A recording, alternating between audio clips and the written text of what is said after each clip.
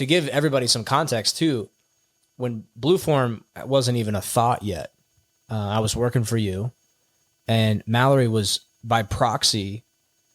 Like I would go get enriched by the team, and I would learn this stuff, and I would go implement these things, and then the zeros in the bank account started stacking.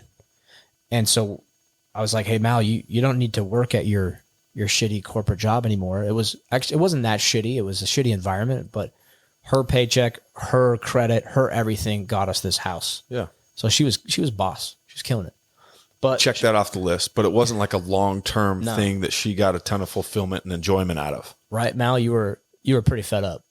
Yeah, she's nodding over there. To say the least.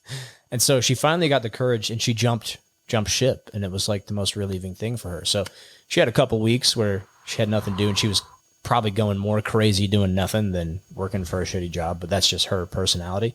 Working on my passions. That's right. You were diving into school. So, but then you came along and you're like, I want to start a podcast. And I was like, well, Mallory's an audio engineer. You know, I don't even think I said I wanted to start a podcast. You said you should start a podcast. Oh, did I? Remember I was doing some content with Mitch, and I just barely started working with Mitch. Like I was working with him for 1 month. That's right. And he came to the office one day, and he was like recording one of our meetings. And I was like, I don't know what I'm doing, but Mitch, just come over here and record what we do. Yeah. Just get start to get a feel for JKR Windows. Because we were watching the shit out of Brad Lee's content at that time. Uh-huh. And Brad Lee was like, his story's cool too, because he can never have time for content.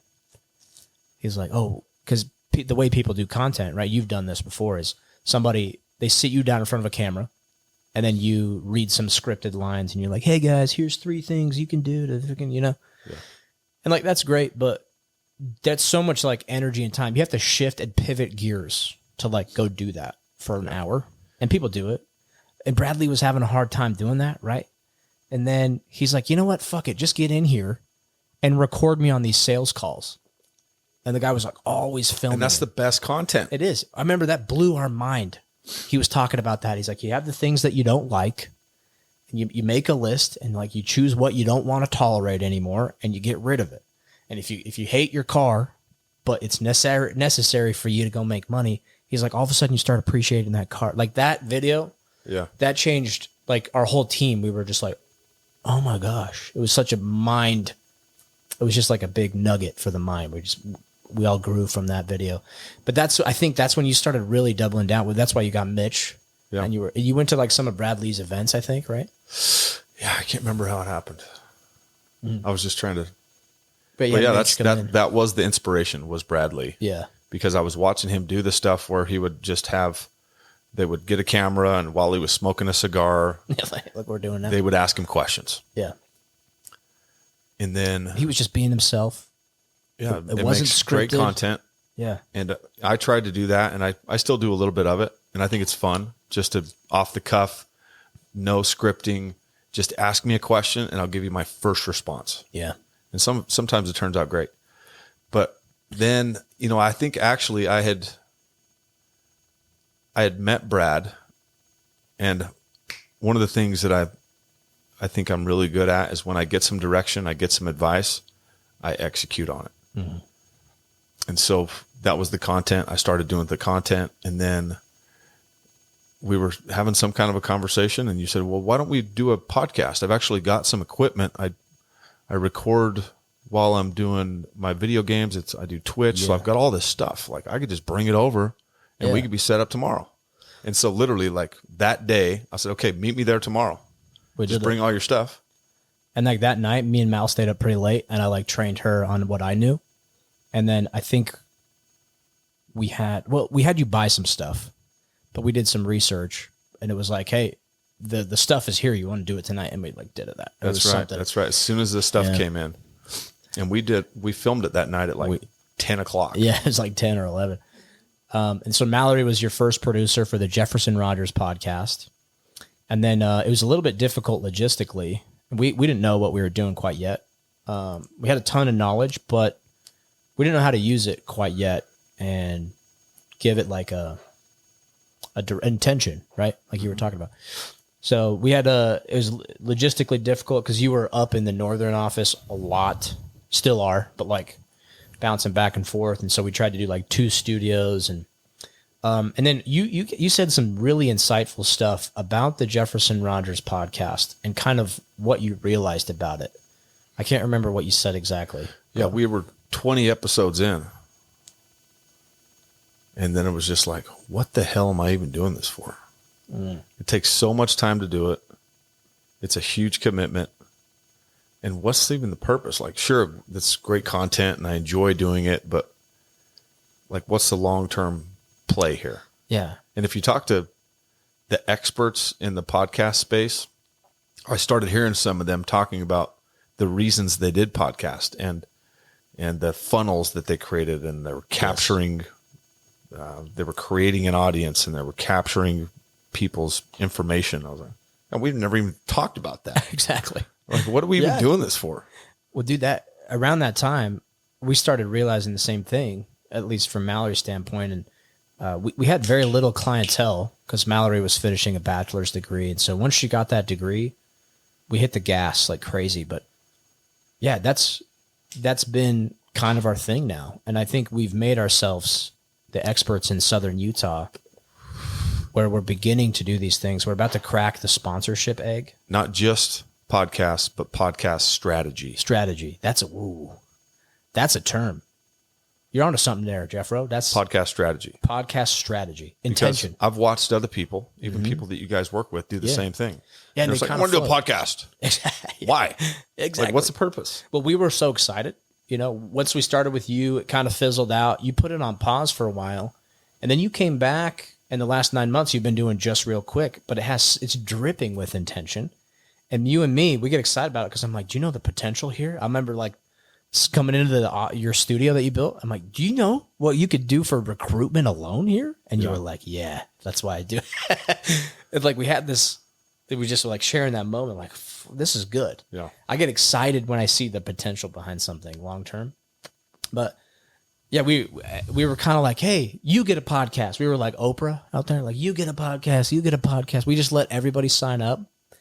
And then, of course, right when I left JKR, we dropped 4 clients out of the blue. They just done. Burnout, no intention. So we learned a valuable lesson, too, because we're like, now we know the type of clients we want to work with. We want to work with people that have an intention, that lean into an intention. And how can you help with that intention also? Exactly. Because if they want to do it, that's a great starting point. But then, so it doesn't fizzle out very quickly, you have to help them with the strategy and the reasons why. And let's figure this out now instead of 2 months from now. Right. Because there's no point in doing it unless we can come up with a strategy and a purpose and a mission. This is a long-term play. Yeah. I think this last summer we've shifted from podcast technicians to like actual real producers, where we're capturing a vision and intention, and then we're helping monetize it or put it into a funnel where it's benefiting. And so that's why we tell people, I've done episodes on this podcast about doing a niche hobby podcast about something very specific and something that's tied to your business or your service that you offer. So it brings if it's not, people. You'll just fizzle out. Yeah. Because you'll just stay in obscurity, but you'll be obscure with a podcast now. You can be obscure, or you can be obscure with a podcast, or you could actually podcast correctly and get the intention behind it and everything. And so we've learned a ton, and it all started with us experimenting with you. And nobody else could have kicked off this company or gave us an opportunity. It was the Jefferson Rogers touch, where you dove in head first, committed to it, took action, and like, the ready, fire, aim kind of mentality. And we had a blast. We had some good episodes. It was me, you, and Jared Everett. You did. Just shooting the shit. I love watching those. And they're all still up there. They're funny. They're so cool to go back and watch. And we're, just winging it. We're still just winging it. But back then it was with not a whole lot of intention. Exactly. We're just trying to create some content and add value. But if you want to start a podcast, really think about why you're starting it and what's it for and how does it benefit you, and is it going to be something that you can do long term? Right. So do you see yourself with this internal JKR podcast, the Just Real Quick show? Is that something you'll do for the rest of JKR's existence, you think? I think so, dude.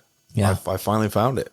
It's awesome. When we were talking about it and the studio, when I was building the studio, I still didn't even know what the hell I was doing or why I was doing it. But you had that intention. But I had the intention. I knew that I was going to be doing it for a purpose. I just hadn't figured out that purpose yet, something that could fire me up. Mm-hmm. And then some of our conversations, when we used to do a mentor call with me. That's right. That turned into us discussing the podcast. That's right. Yeah. And that's where some of those ideas came from. I remember specifically, I was like, hold that thought. I got to write this down. Yeah. It's like, I think this is it. This is it. This is it. We're going to use it for recruiting. Yeah. Because you were building the studio as we were talking. Uh-huh. Yeah. And I remember, because I had heard about people doing podcasts for recruiting for like tech industries or other things like that. And I was like, man, that's such a gold mine for team culture, making people feel like rock stars. You get them in there on a podcast and you're interviewing like Drake or Ramiro, some of the new guys. Yeah. And we've had so many people come in now and say, I just wanted to let you know that the reason that I considered this job is because I saw a clip from your podcast. Yeah.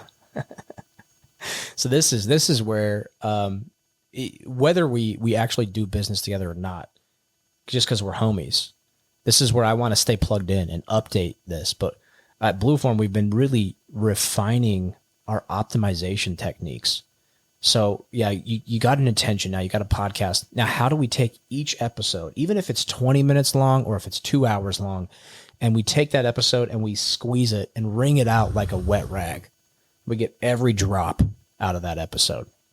And then using AI tools and using know-how and knowledge to go deep into like a YouTube algorithm and to maximize your reach on all that and make sure your audience is growing.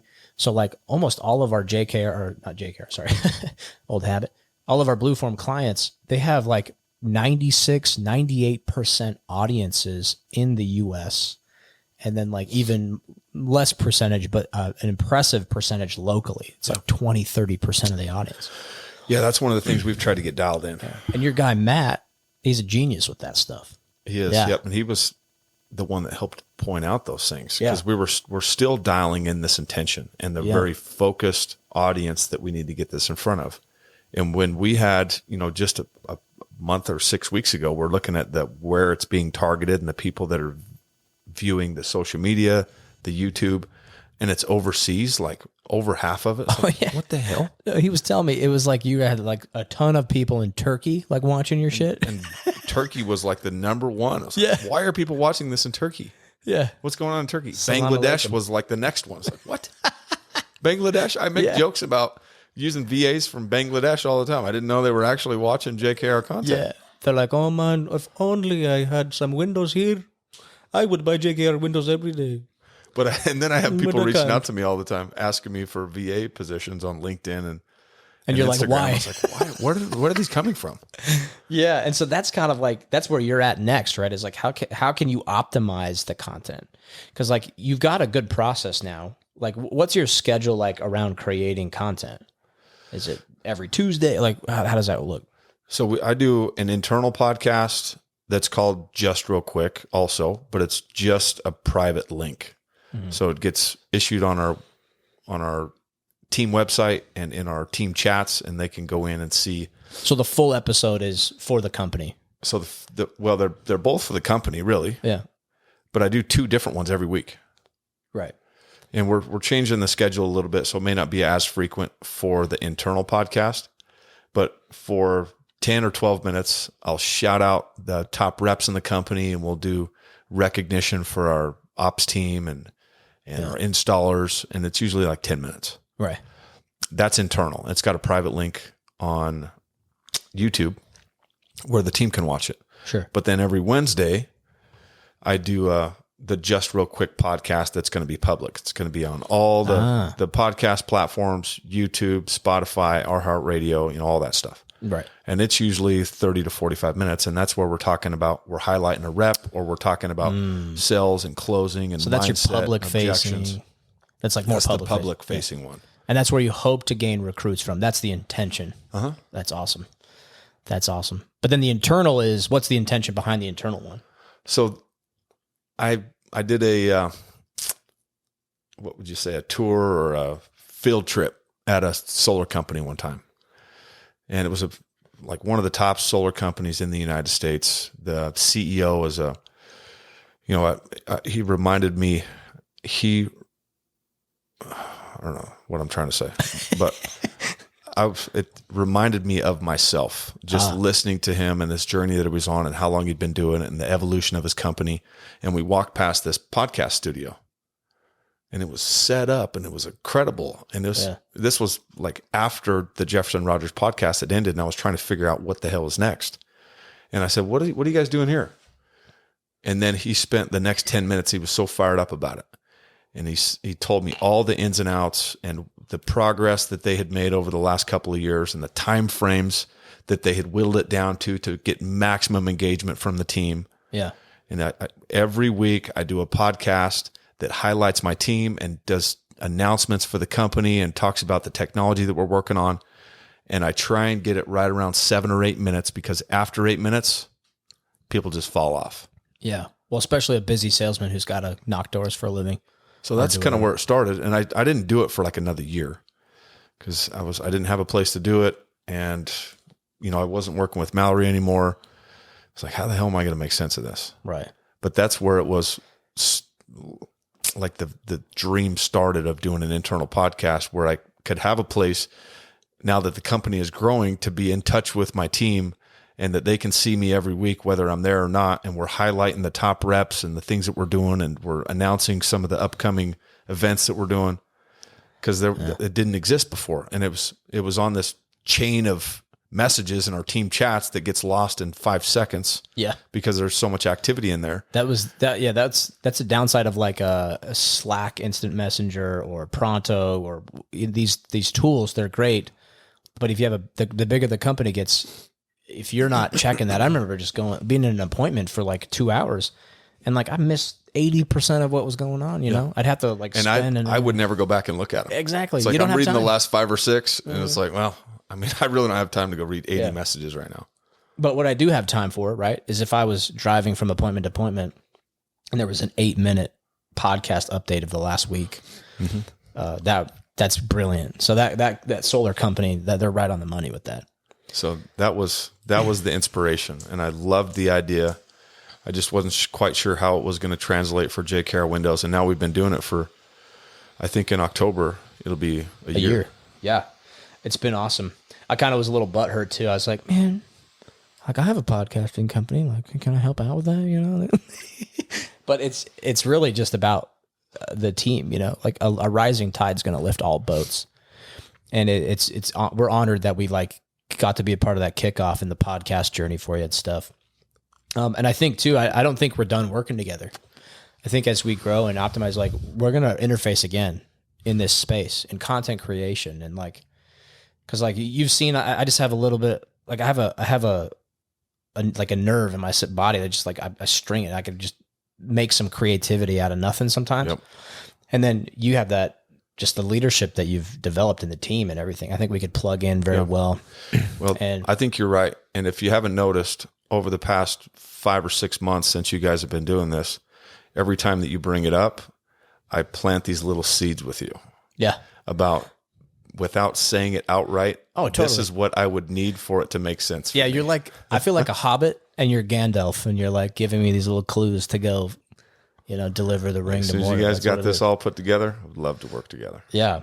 So what, from your point of view, what do you think we need to do to get there? How can we interface? What do you think we're lacking we could help you out with?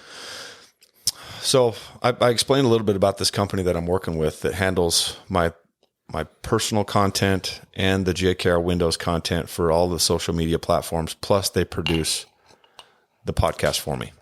Right. And they do it like post-production, right?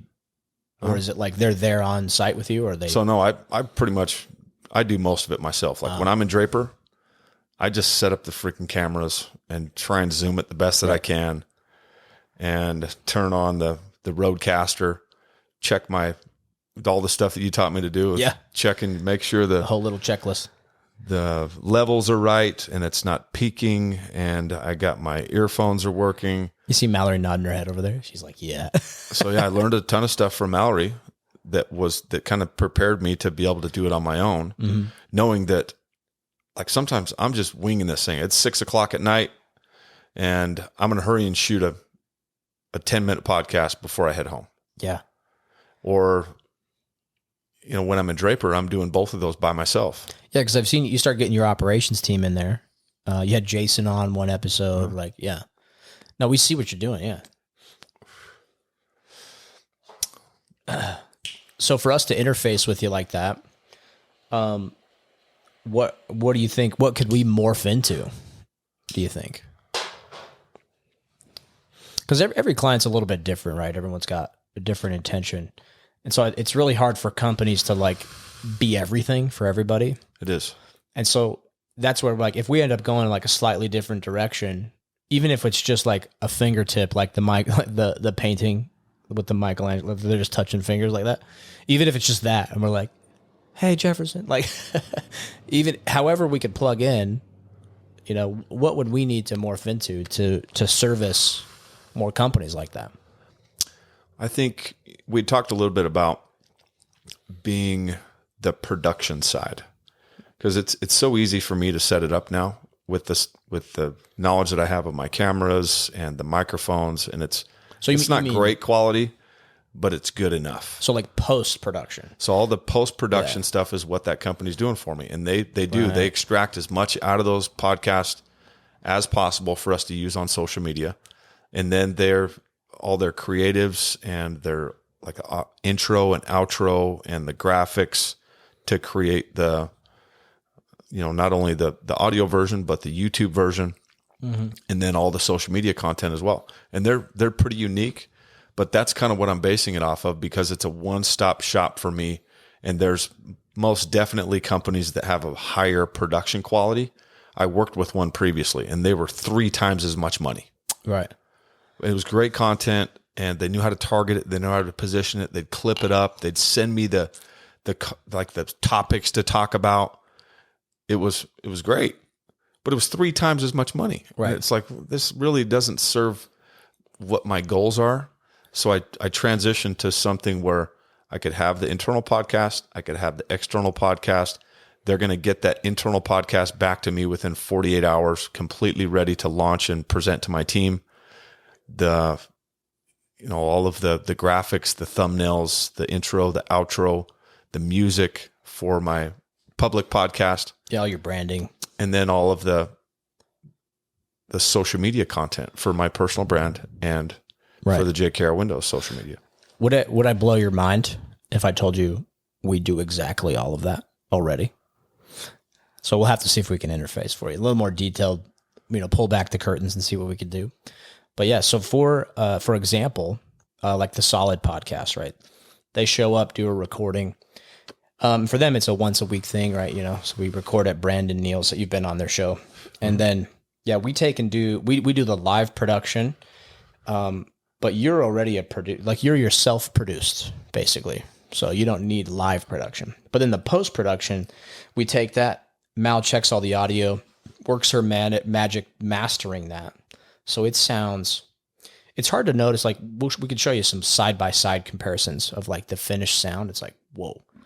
And then we post that to all podcast audio platforms. So for your internal podcast, it probably wouldn't be needed there, because that just needs to be a clickable link so someone can listen to it in-house. But we your just public facing, it's called the unlisted link on YouTube.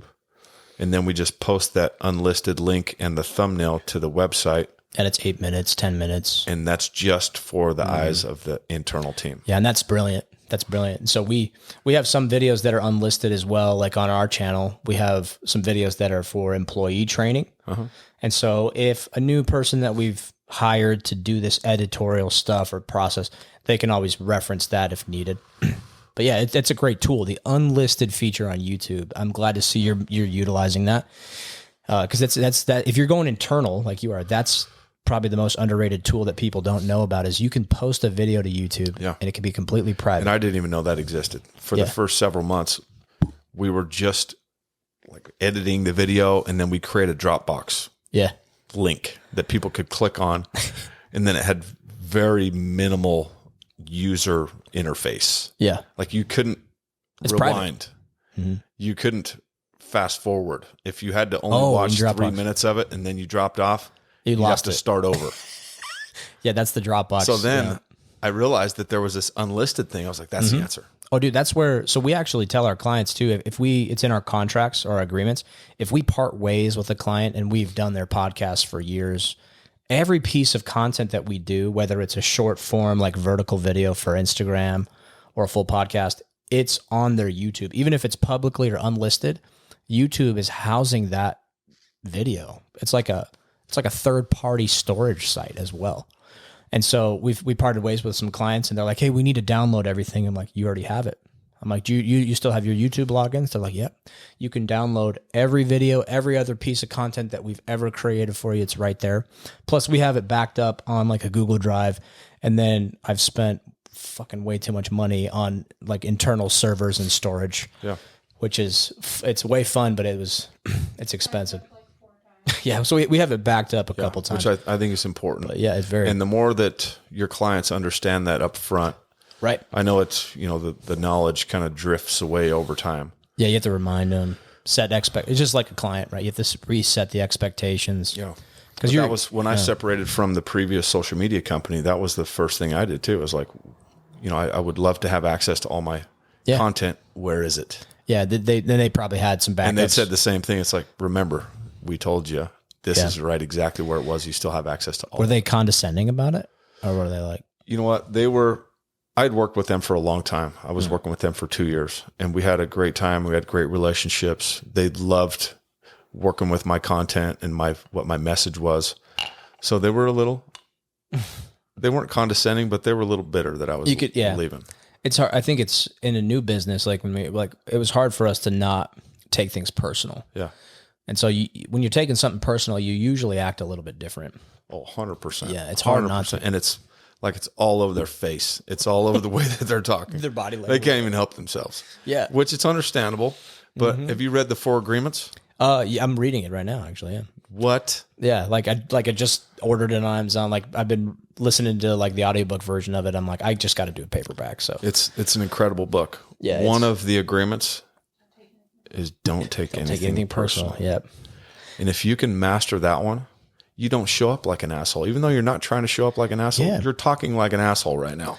Exactly. Just because you're taking something personally that you shouldn't be taking personally. Yeah, and because I love this woman on the controls so much, if she has an ounce of energy or emotion and she's got to express it, because like that's, clinically proven, like the female mind has to kind of like unpack stuff and express it. And us guys, though, like on a sales team, we have to like kill that instantly. Like, hey, fuck, cut that shit out. No negativity. Shut up. Yep. But, that's been a theme for us is like, hey, we can't take this stuff personal. These people have a mindset. Because you know what? Business will come around. I've done business with people in the past that it quit making sense and there wasn't value anymore. Yeah. And I tried to leave it in a good place, but they took it so personally that, I don't think I could ever do business with them again. It's a good point. It's really, really what the mark of a true professional is that. It's that agreement of those 4. Yeah. You're like, hey, you know what? I do see your point of view, and maybe you debate it back and forth a little bit. But when I left JKR over the summer and we went all in with this Blue Form Media thing that we're doing, it was rough because we had this huge dip. I mean, within a week, we had 4 clients fall off. Wow. That's a big deal. That's a lot of money. Yeah. And we're like, shit, did we make the right decision? Of course, we go through the bat and we're like, but we just stayed in the pocket, remained as professional as we knew how to be at the time, and we're getting better.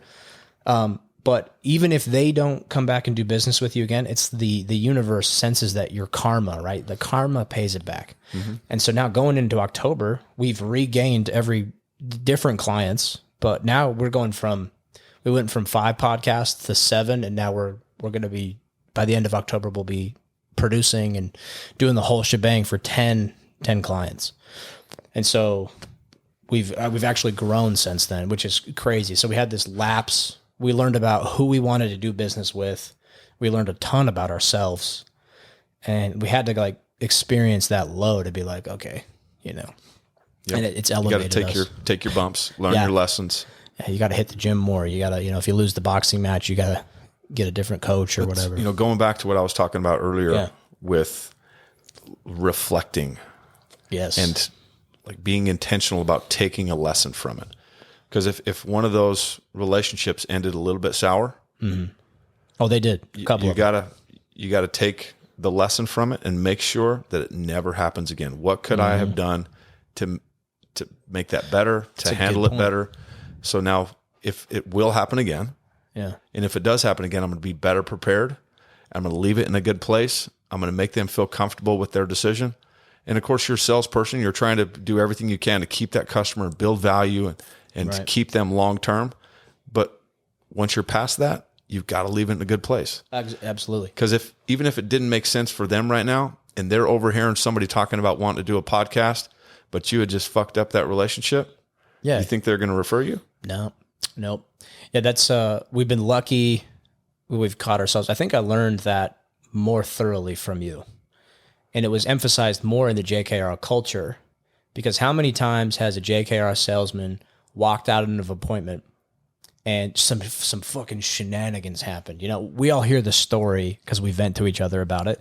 But in the moment, Obadiah, Jared Everett, myself, Andreas, any director out there, a JKR director is trained to walk out of that house with smiles on their face, with handshakes.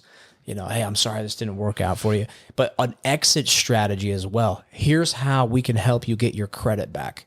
I mean, I remember talking to a guy probably every other month after he told me no, and he got the credit told him no, so he got a credit fail. And then like a year later, when he heard we were back in town, he hit me up immediately and was like, "Come to my house," and then I got a sale right there. It's that same concept. So it hits different though when it's your business. It sure does. And so that's been a new thing for me and Mal to learn, is like, ow, that hurts more. Yep. And that's, I think where that came from for me is I took that walkout close to an extreme early on in my career. And I would rub people the wrong way. Yeah. And I've lost opportunities later on with people just because even if we were the best fit, I had left a bad taste in their mouth and they weren't even going to consider JKR windows. Exactly. And I think that's still a valuable tool to have, to be able to cut out like that. There's a time and a place for it when the right But person. there is a tactful way to do it and a not so tactful way to do it. Yeah. You don't want to be like breaking shit and like flipping them off, you know. But yeah, you it's okay to put your foot down in a client to business relation. It's okay to stand up and say, hey, we don't offer this service. And like I've told people, I cannot fulfill the type of window you want. You wanted wood windows. You wanted black on the interior. I cannot do that. And they're like, well, show us what you got anyway. Yeah. And then they're a no, but a day later they're like, hey, we compromised. Yeah, we actually looked, and it seems like you're the only option that would fit our needs anyways. Yeah. Even, so we're even willing though it to was part. a no, you parted with good terms. Exactly. Because, you could, you taught us this.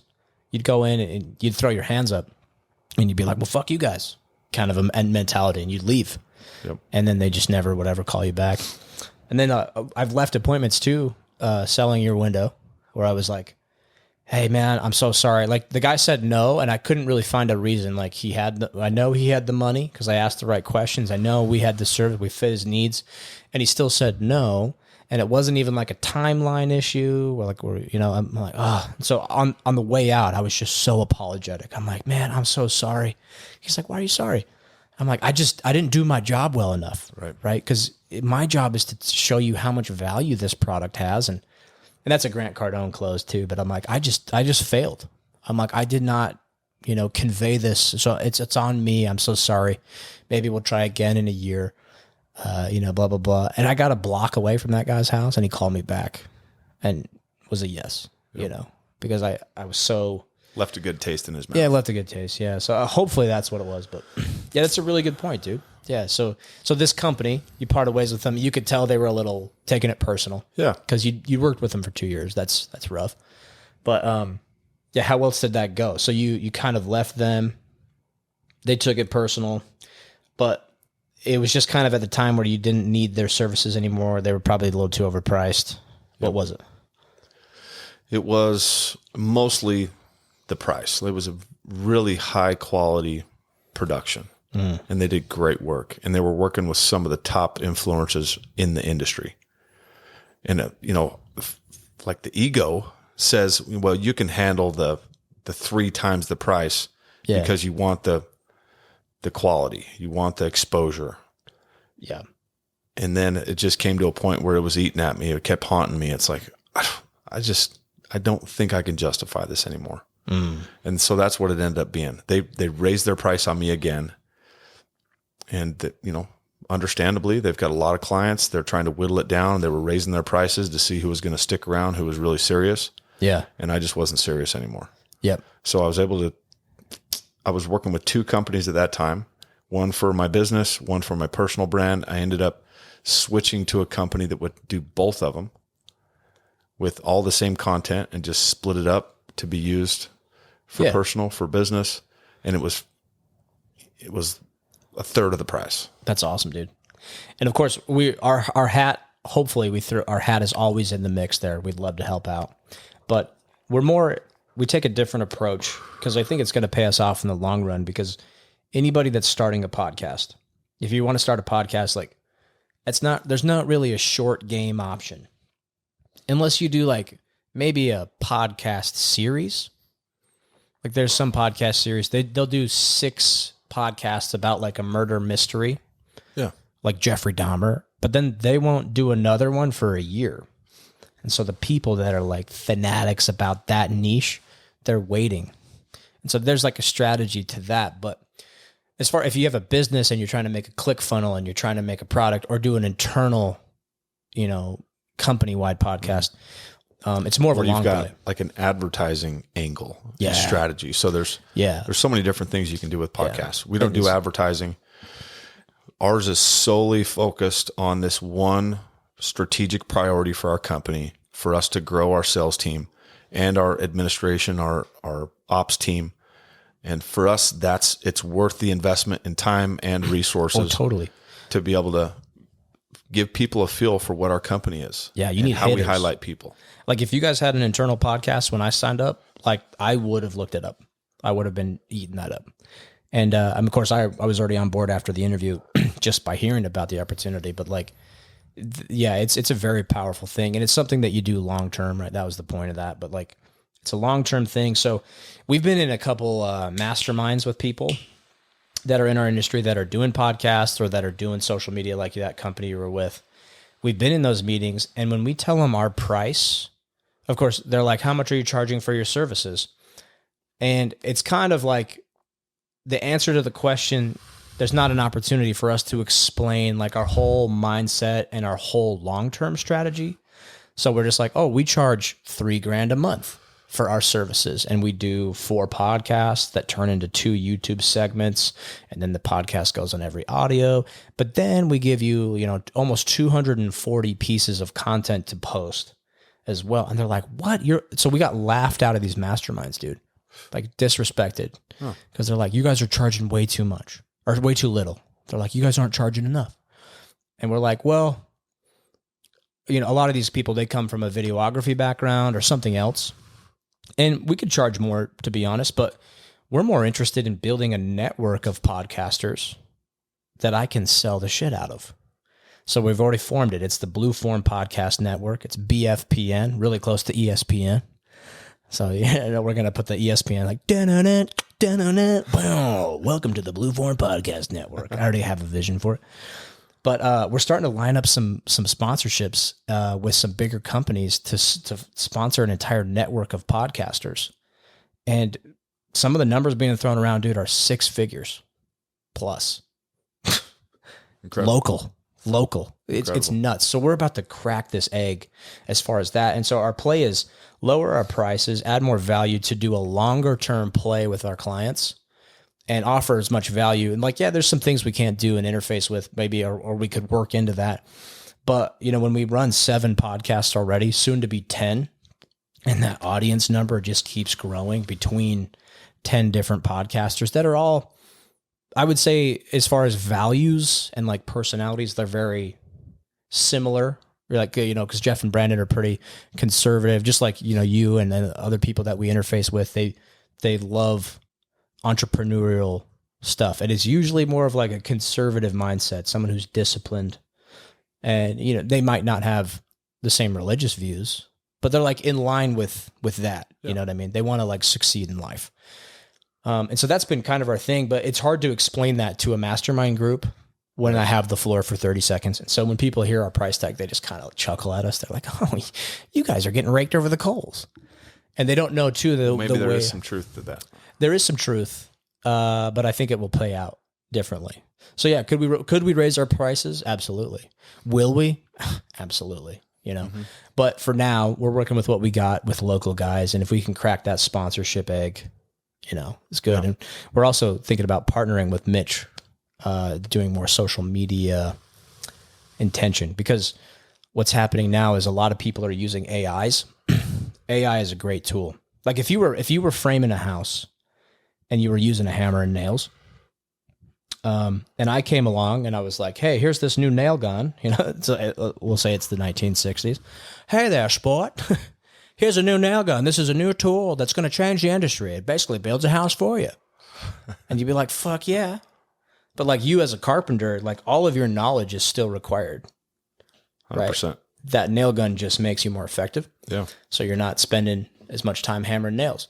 And so people have framed AIs completely wrong. This is AI version 1. Me and Mal have tried every AI out there to enhance our business and our production. And they're all great, but they still require the skill of a carpenter. They still require. What was that? It's just a tool. It's just a tool. Yeah. And so a lot of companies are like charging an arm and a leg because people don't know about the AI. But, you know, it's still worth their time and craft. I'm not saying that a high price is wrong. But yeah, so we're hoping to corner something out. What's your thoughts on that? Because we've talked about our prices. Yeah. And so I know you're a go big or go home guy. You like the high price. You said before too, your ego, you kind of liked paying that high price because you knew. Well, it was more about the quality. Mm-hmm. So I was willing to pay the high price for a long period of time because of the quality. Mm-hmm. And there's now this, you know, just over the past several months, AI been introduced that same group, I imagine, is using AI at a very high level to even improve more upon what they were doing already at a very high level. Yes. Because you can't just take a Joe Schmo and I'm using AI and I just started last week. So, you know, I'm going to be just as good as anybody out there just because of AI. That's not possible. The people who mastered it without the AI deserve to use the AI. Yeah. Right. Like it'll enhance what they're doing. Exactly. And it's going to be phenomenal. But I think one of the big things though is that if you're dealing with the right demographic, and they can see the value and you can convey the value in the right way, they're going to be willing to pay the price. Yeah. And us knowing our worth as well, like our prices will inevitably go up, I think. Right now I have a product that nets $36,000 a year. That's our yearly price if it's $3,000 a month. So $36K to have over 240 pieces of content, like packaged, delivered, edited per month, right? Per month. Right? And you can use those on all of the social media platforms. Yeah, that's everything total. So we take a podcast, we take that this full episode will be a, you know, full feature episode on YouTube. But then from this episode, we'll extract 2 10-minute, maybe 15-minute like segments, right? And those will go up as 2 separate videos, kind of like the Joe Rogan podcast. You see, it's a 4-hour episode. But so you'll have the whole podcast. Yeah, that'll be on YouTube. But then you'll break it up also and just put the highlights. Yeah, like two segments where it's like a full conversation, but it's like 10 minutes. So that full episode shits out 2 little mini episodes. And then our team takes the whole episode and they extract about 10 to 15 clips per episode. Uh-huh. So 15 is like what we want to hit.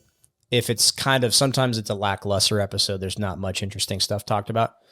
10 is our minimum. And then those will be posted twice a day. So we have a clip in the morning, a clip at night. But that gets posted on 4 platforms. So it's like basically you're getting 8 posts a day across TikTok, Instagram, Facebook, and YouTube Reels. So that's all the vertical video stuff. And then we're meant to just kind of plug in because What about LinkedIn? LinkedIn we're working on that because we're realizing that's like a huge, for you especially, if the intention of the podcast is to recruit, that's where we would be like really failing that intention. Because we're like, well, what are we going to recruit on TikTok in Turkey, Right. or Bangladesh? No. So LinkedIn is like, that's our next thing we're adding is by the end of this year. Cause we're just learning more. We have one of our employees, Anna, and she cuts clips for this episode. So she's going to cut this. Anna, this is your cue. You just spilled your shit everywhere. That's okay. Spilling the shit. So Anna, this is your cue to cut this clip, but she knows LinkedIn like the back of her hand. That's what she claims. And so now that's part of her pay structure soon is like, well, if you can help us crack this LinkedIn page, like that's incentive for you to make some more money. Yeah. And then we can add that to someone with like your intention. You just gave me I just connected that dot. I don't know why, but LinkedIn I've kind of been hesitating on. Are you guys are on LinkedIn then? Uh-huh. So your whole team, what kind of response are you getting on LinkedIn from a recruitment standpoint? Honestly, I couldn't tell you. I know it's bigger because you guys are hiring. It used to be where you had to come into the company as a starting position as a door knocker and work your way up to be a closer and actually closing the deal, right? That was like your progression structure. But now JKR is like they're going straight for the talent, right? You guys are looking. So you pull Ben. I hear good things about Benjamin. Yeah, we're hiring some incredible talent. Yeah. And you're not so much going to find an entry-level position on LinkedIn. But for like our executive positions, our high-level operations and administrative staff and high-level salespeople, those are the people that have something on LinkedIn. And they're reading posts on LinkedIn and they're getting updates and they maybe are looking for jobs on LinkedIn. So it's an important platform to be able to put content on. And it's not all the same application as you would like a TikTok video. So that's why I asked. There's small variations that you need to understand what the platform is and the kind of content that goes on there. And then even Twitter. I use Twitter as well. And it's just, there's some videos that go up on Twitter, but mostly just like an excerpt from a podcast or a conversation that they type it out and do it in quotes and it goes out as a tweet. Yeah. Because we're business to client right now. And so when I start talking to you and I'm like, Jefferson has a podcast, but that's a whole different, it's business to business. And so the fact that I'm not on LinkedIn is probably dissuading you a little bit. If you were to go to Blueform Media, you'd be like, what's their track record on LinkedIn? Because you're a business and you have that intention. So this is why I like talking to Jefferson. Planting seeds, buddy. Yeah, you plant seeds, bro. So you're basically helping us shape into what you need, which I love, which we're open to. This is why I love talking to you. This you guys, if you didn't notice, this is one of my greatest mentors in my life. It's Jefferson Rogers. So I appreciate that insight, dude. And I hope maybe offline or maybe we can just keep jiving, but you still got some cigar left there. I'm ready to keep jamming until we're done with Let's this thing. jam. This may end up being a long podcast. That's all right. That's what they're meant for. We're at 2 hours. We're at 2 hours. How are you doing, Mal? You need to take a break? No, I'm happy camper. She's got coffee. She's good. We do have to leave here in a half hour for family. Okay, yeah, that's good. Well, that's a hard stop then. But this was if you're listening to this whole episode, props to you. But this is a common mentorship session with Jefferson Rogers. If we didn't have time limits, dude, you and I could probably talk all day about this stuff. Like whether that's a good thing or a bad thing, I don't know, but it's well, this good. is, a lot of the ideas that have been implemented in JKR Windows with our podcast, with some of our processes, the way that we do our pods, our scheduling, have came from conversations that me and you had just like this. That's true. It's true. And then some implementation and some action to test it out. And then boom, explodes. So like, can we talk about the pods a little bit? Because I'm curious to see. I hear Jared Everett's side, but from what I understand, and those of you that are listening, a pod is what we call just a sales team of about 4 to 5 guys max. The idea originally came from Adam, one of the other guys. We tried that out there. That kind of fizzled out. Some things happened, but we didn't revisit that pod structure for almost like a year.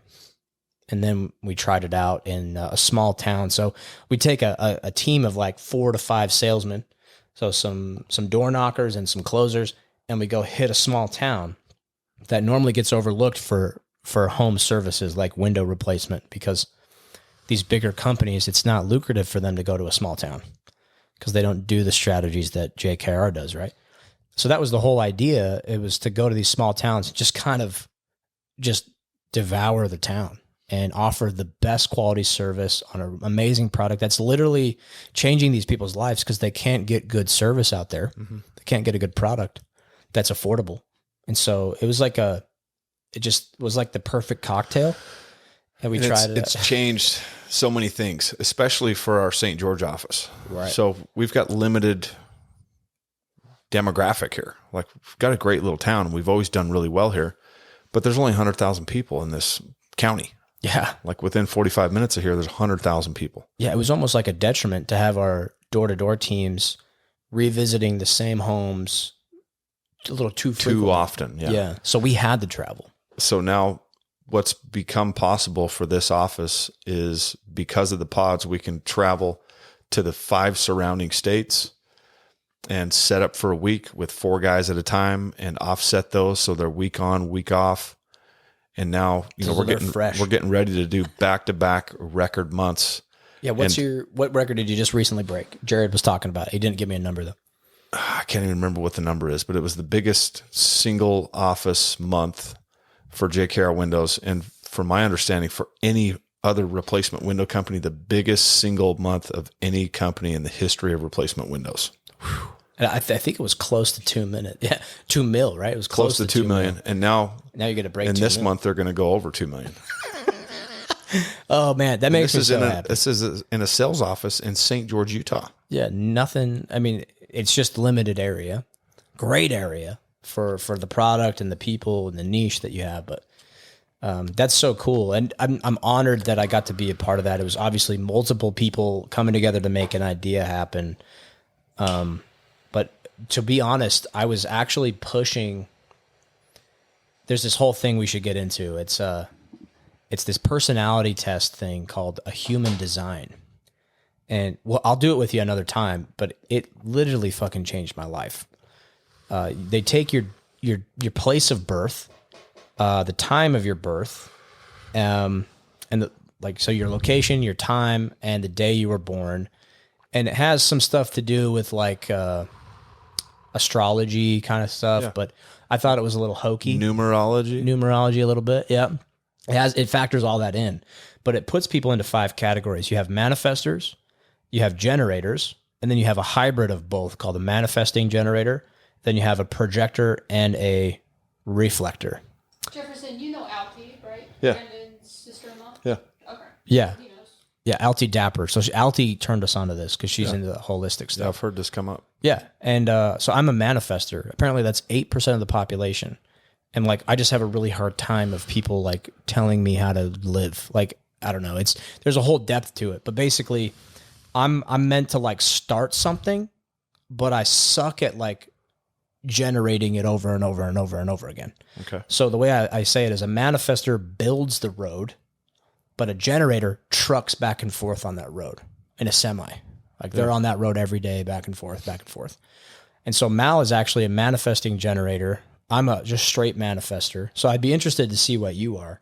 Because all it does is... And there's like a quiz that you take to see which one you are? Yeah, not even a quiz. It's just your birthday, time and place. Yeah, like all that stuff. And then it tells you kind of what you are. But I was reading it, and you're familiar with the Mormon religion. You've heard of people getting their patriarchal blessings and stuff, right? That's supposed to like be this like divine map of your life. And it's really spiritual for some people. For me, I never felt like it was that special. I'm like, that's it. I'm like, I'm going to do better things than this. I just didn't, it never really jived with me. I was like, it's great. It's special to me. But as I've left that religion, never thought about it until I did this. I read this thing, dude. I read like 10 pages. It gives you like 200 pages if you want it. Wow. I read about 10 pages and I was like on the ground, like sobbing uncontrollably. It was that accurate. And it was like, you've probably experienced these types of things in your life. It's pretty broad. But it's like you had this kind of upbringing. You probably have always butted heads with people and no one's ever saw you for who you were and shit. Wow. And I was like crying, dude. Like it hit me that hard. And so the fact that I worked with you guys and you guys let me be me and I was able to kind of do things the way I wanted, because that didn't always jive with you or, you know, the Northern office guys or whatever, and even Jared sometimes. And I wasn't always like the best performer. Like I was sometimes a pain in your ass, you know, because I was like dropping the ball. So we had to find this like equation for Blake. It's like, okay, he needs a team environment and he needs some leadership responsibility. And then I worked it out. So I was like, I need to work a week on, week off. And that's kind of my incentive was like, I'm getting gassed out. I'm very aware of what I could do and I feel drained. So I'm like, I just wanted to take a break. I'm like, I need to be a week on, week off so I can be fully at home for a week and then fully on the job. And then what happened is I went on that pod for a week, had the best week I've ever had in a week's time frame, and my production doubled from what I was normally working. Yeah, with half the time. Half the time. And so, you know, and then for the next year, I was keeping up with the top performers with only working 2 weeks out of the month. And so I was like, holy shit, like, Tapped into something. like something's here. Yep. And that's what spawned that whole pod idea was trying to make sense. You don't know how many times I told Jared, it's like, we're just gonna have to fucking get rid of him. Yeah. He can't do this schedule. Oh man. And Jared was like, sorry. there is something that we can do with Blake. He's such a great contributor when he's on, but how do we keep him on? Yeah. And that was the thing. I thought I was just a piece of shit my whole life. I thought I was always the problem. I was always this thing. And then this like little personality thing unlocked it for me. I was like, oh my God. Like I'm meant to like initiate stuff. I'm meant to put all my time and energy into start something and to create, but I'm horrible at like running it over and over and over again. So I have to kind of bounce. Yeah. And Super helpful for marriages too. yeah, just from a marriage standpoint, our marriage has gone better. So what are you? I'm a manifesting generator. So she's got a little bit of Manifesting both. generator. And she's probably leaning more into her generator. So If I had to guess, I'm probably one of those hybrids. yeah. I did a test one time. It was called the wealth dynamics test. Were you around when we did those wealth dynamics I tests? think so, yeah. That's just as valuable. And it's very similar. There's 4 quadrants. Sometimes you can show up in multiple quadrants. A lot of times. Is that the one that gives you colors? Like you're a red and a yellow, or is that something different? Anyway, keep going. I can't remember. Keep going. But I was a hybrid, and I was on opposite sides of this quadrant. So I was on the top and the bottom. Yeah. And I showed this to the guy that introduced me to it, and he'd been doing them for his company and his salespeople and his executive staff for years. And he says, I have never seen anything like this. You are equally on each side as a creator and an implementer. Yeah. So you're probably a manifesting generator, the hybrid, like you're saying. You know who else is? Jeff Fieldstead, manifesting generator. Did you know who's just solely a generator? Brandon Neal. Okay. So you think about that, right? Prime America was the perfect business for Brandon Yeah, he because killed it. the infrastructure was built like he had everything he needed to just go. And not everybody makes it because he's an extremely good individual at what he does. Then you pair him, he brought on Jeff Fieldstead, and those guys blew up, Yep. right? Because of this little like thing, it doesn't take into effect like your discipline, your habits, like all the things that you need to do. So To be able to maximize on those things, Yeah. you got to have some discipline and habits. Right.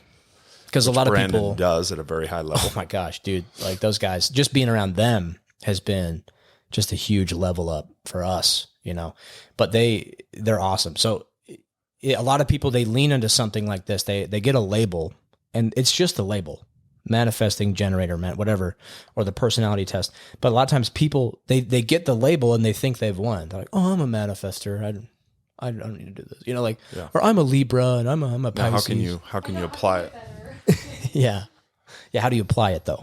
Yeah. What are you doing? Because no matter what you are, like waking up early, reading and you know, growing your knowledge, growing your self-development is still a required must for anybody of any archetype. And so those things are still extremely important. But without knowing, like Jared, this is why like me and Jared were homies forever, because he had my back at JKR probably more than anybody, because he advocated with you, he advocated with your brothers, and he just kept giving me at bats.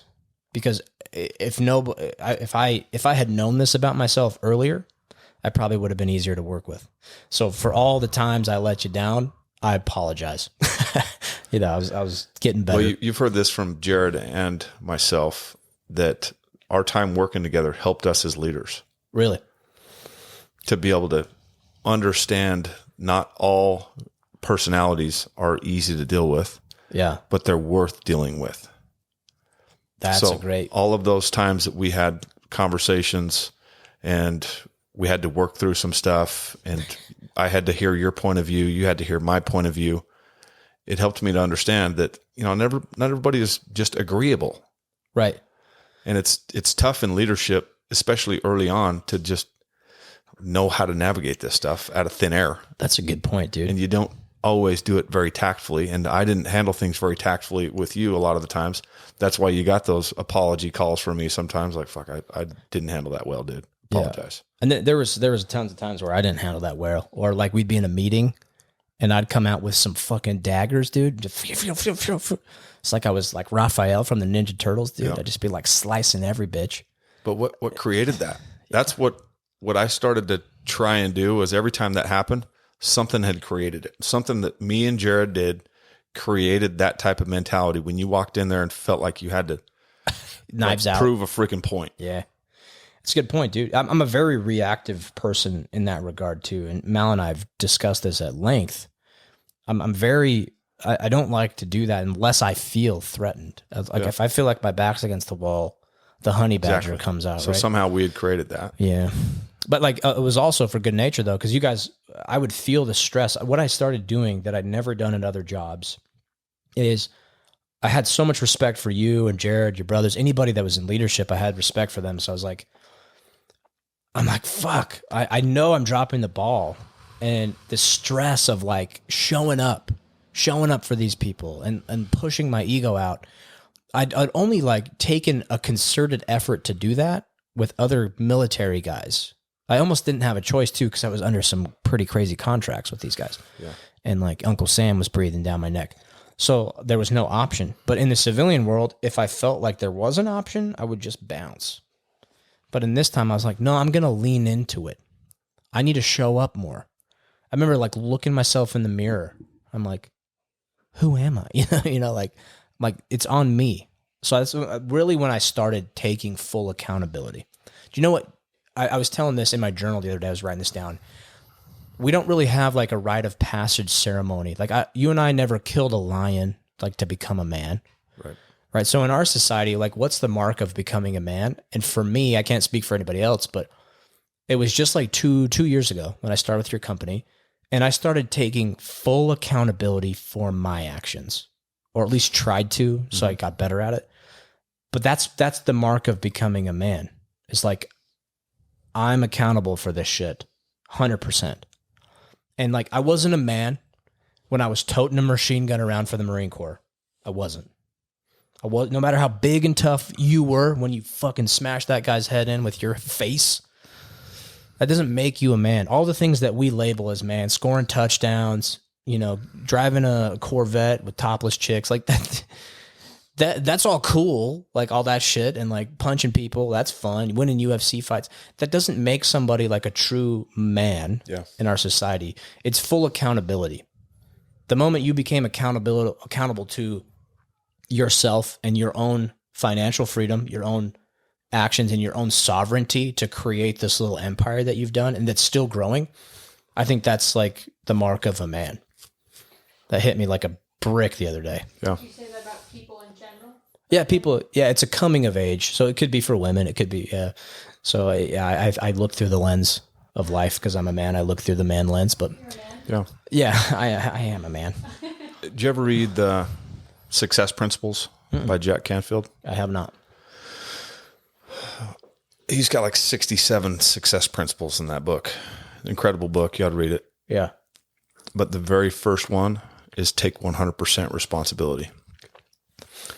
And the most successful people, they take responsibility for everything. Dude, that's like that book. I need to read that book, but another book that's similar that you and I have both read is Extreme Ownership. Yeah. And the Jocko Willink, like that's his religion, that he preaches. That stuff is... And it shows up in a lot of self-development books. Take 100% responsibility. I think Stephen R. Covey says that a lot in some of his books. It's a common theme, but I wasn't implementing that until I had a good mentor in my life and a good team. It's fascinating, but that's kind of what I was thinking about. So yeah, as much as you guys, it's really kind of cool to hear your guys' side of it now that we put a pin in it. But yeah, that was where I was falling short. Was not. It took me a while to come around and accept all that responsibility and how I was not showing up for my leadership, and being kind of abrasive when I shouldn't have been. Blah blah blah blah blah. But it's easy to point fingers. Mm-hmm. That's why it's such an important thing for you to reach the next level of success. Right. Because the easy thing is to just point fingers and blame and move on to the next thing and avoid the confrontation, avoid any challenges. It's, again, the path of least resistance, right? Uh-huh. Yeah. My lighter's dying on me. But, I feel like we covered a ton of topics. We didn't talk much about content, but we got a little bit. We got in there. Yeah. We got a little bit. It's definitely, it's the methods and the processes you've built around content. Those aren't going away anytime soon, though, for JKR, right? No, we're committed. That's awesome, man. Well, any other thought-provoking things you want to leave us with today? I think we did a pretty good job. Yeah. Feel good about it. We're going to get you on the Authentic Identity podcast with me, Mitch, and Jared.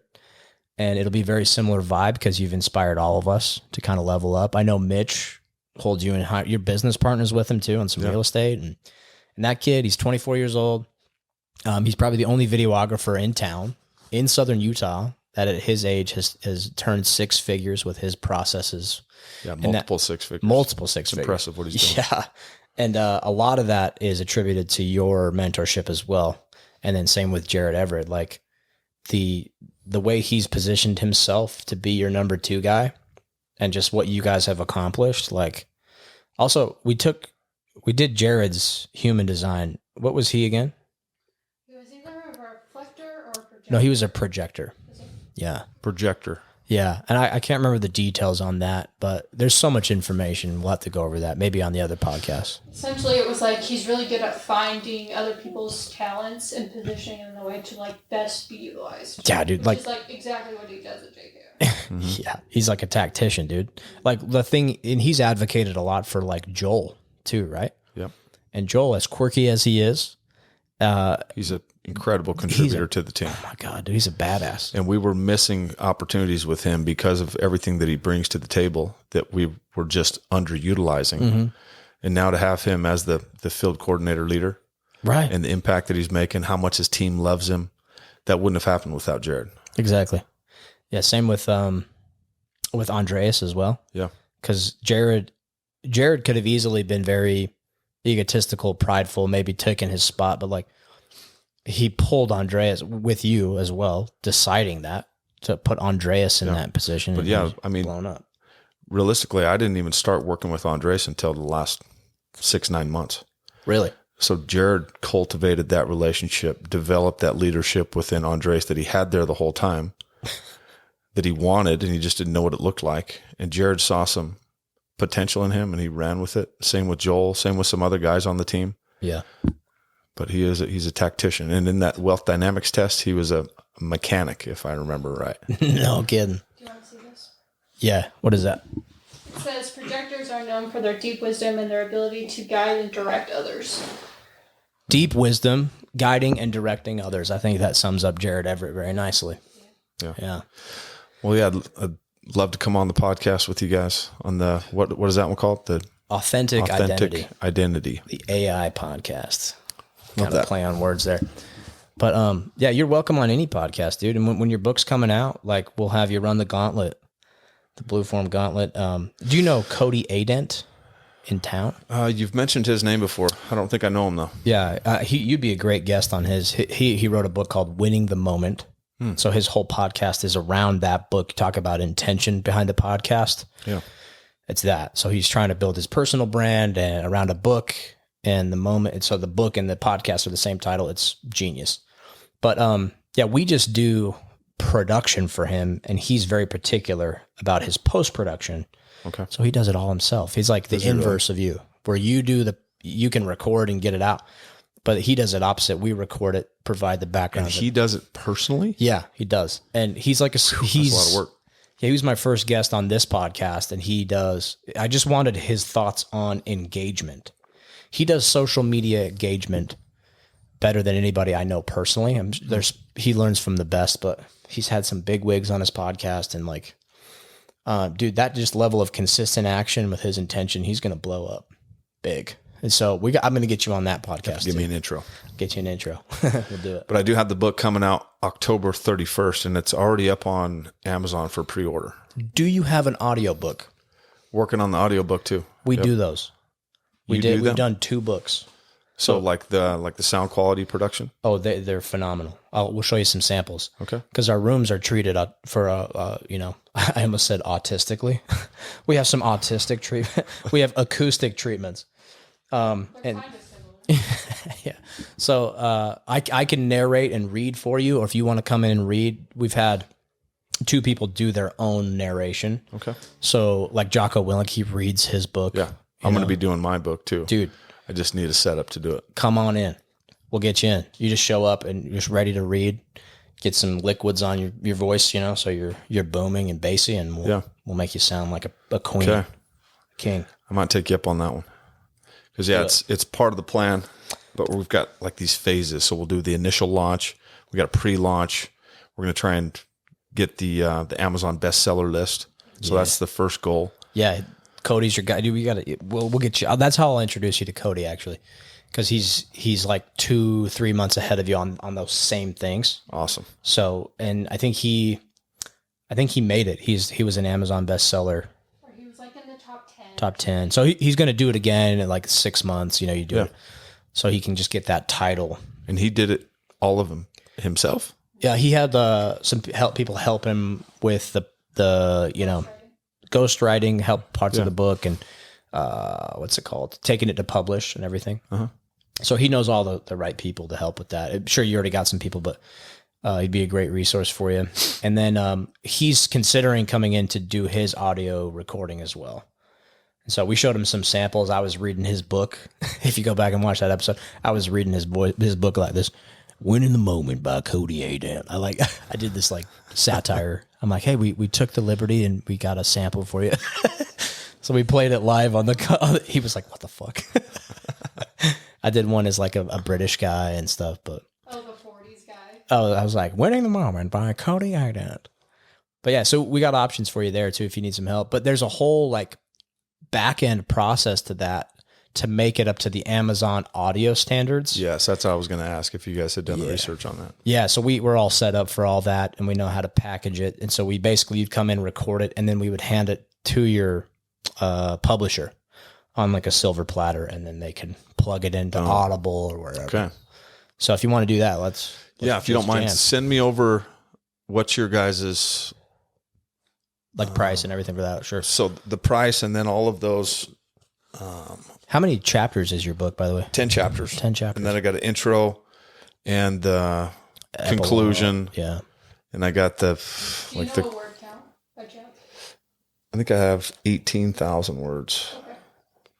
Yeah, because they either do it by chapter or by word count. I forgot about that. As one of the criteria. Like in the editing, like they bill people per word count or whatever. Those are just common terms they use around. Okay. It's your word count. Because Jane, another local lady, Jane, she was on Cody's podcast, but she just launched a book too.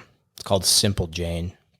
We did the editing for her and stuff, and she did great. And so we can give you some coaching and narration because I'm actually doing a side gig right now where I'm doing voiceover work, like characters and shit. So I've been diving in deep on my free time to like the cadence of speaking, how to breathe when you have a mic in your face. Yeah. Because you and I, we like to, take big breaths and so like there's a whole art form to it. And I'll be like, Mal, just be really annoying to me. And so she's like, you're breathing, you're doing it. Stop breathing like that.